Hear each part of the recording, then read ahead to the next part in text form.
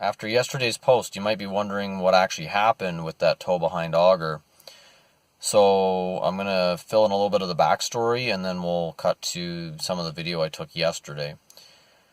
So basically I'm putting a gate in for our driveway, and I wanted to drill a couple of holes, and I have some fairly substantial posts I'm going to put in, and then we'll put in some quickcrete.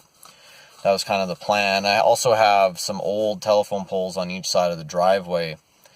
They're quite a bit wider than I want my actual gate to be, so I'm going to use them to anchor the actual posts that the gate will be mounted to. But that was the plan, and I did a little bit of looking around for rentable equipment to see what I could find in terms of augers, and I found this one towable one looked pretty good. So I had this expectation that it was going to go pretty smooth. I was planning on doing it on the weekend, but then when I called the rental place, it was all booked up for the weekend, so I ended up getting it yesterday after work and drove out to the property. So that's kind of what happened. Now, I had an expectation that it would be relatively easy.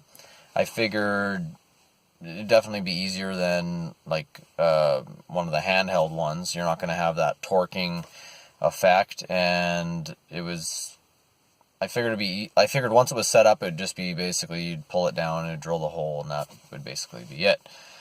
So I guess let's cut to the video, and you can kind of see what happened and how things deteriorated. Hey Steamians, Matthew here. So I'm getting use out of our trailer hitch again. This time I'm towing a towable post hole digger to help us put in our gate. Here's the unit. It's a towable post hole digger, and it detaches from the trailer hitch, but the wheels stay on it, and then you can push it around with one person. And I've never used one, so we'll see how it works. I only have a couple of holes to dig, so I'm hoping it goes smoothly, and I'm not out here too long.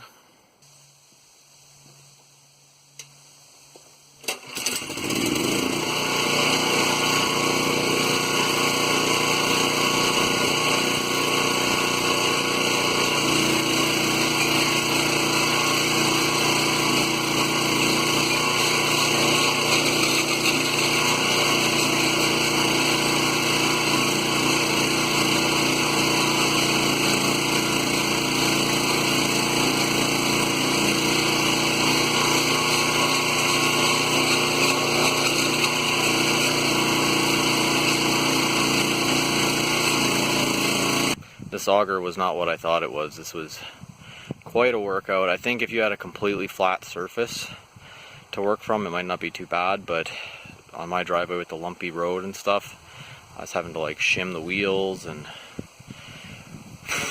I mean, you can see the sweat on my forehead. That's definitely not fun. Here's one of the holes though. I think I got about 4 feet almost on it, so I guess I got the desired result, but like I thought this would take me maybe an hour to do. I think I've been going at it for like 2 hours now. I'll explain more later, but basically if I go back here, the road is lower than where I wanted to put the post, and the way that the machine is set up, the auger, when the bit is on it, it's pretty much touching the ground almost. So because that's like a foot higher, trying to wiggle the machine into place and get it started and get it straight was just unbelievable. Definitely not, I thought this would be pretty easy, but it's definitely not easy to use unless you've got a manicured lawn or something. Well, hopefully that video gave you a bit better idea of what happened yesterday. I think I was originally thinking it was going to be an hour and a half about on site, and I was there for like 3 hours and 20 minutes or something, and I worked up like a huge sweat, as you could see from the video. But the hardest part was just because that surface that I was drilling into was higher than the wheels, and the auger bit really was only designed to maybe have a couple inches of clearance. It was way too high, so it was, coming in at an angle and then having to try to like pull it back over top of the hole once I started. And not only that, but the auger bit was also kind of dull. There was a couple of times it didn't want to bite, and I'd actually have to go in with a shovel and kind of get it started again so I could get it a good bite. So I I worked up a major sweat there. Once I was done, I basically made some little tents out of garbage bags and a few little boards, and I just covered the holes with that and kind of put some stuff around the edges to hold it down. So I'm hoping that that'll prevent, we had some really heavy rains today, so I'm hoping that that'll prevent excessive water from going down the hole. And then I'm planning, hopefully sometime this weekend I can get to it, although it looks like there's more rain in the forecast. But really I'm hoping to get that gate in soon.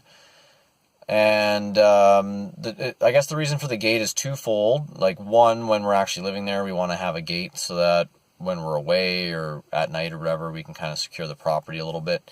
But also to deter theft during the building process. It's a pretty common thing around here, especially if somebody knows that you're building, for them to like come after hours or when nobody's around and try to steal stuff. So we're hoping that that'll just prevent people like, basically you can never really secure your property 100%, but we're hoping that it'll at least act as enough of a deterrent that people will go elsewhere to try to steal stuff. So that's the idea, and there'll be more updates on the gate as the progress continues.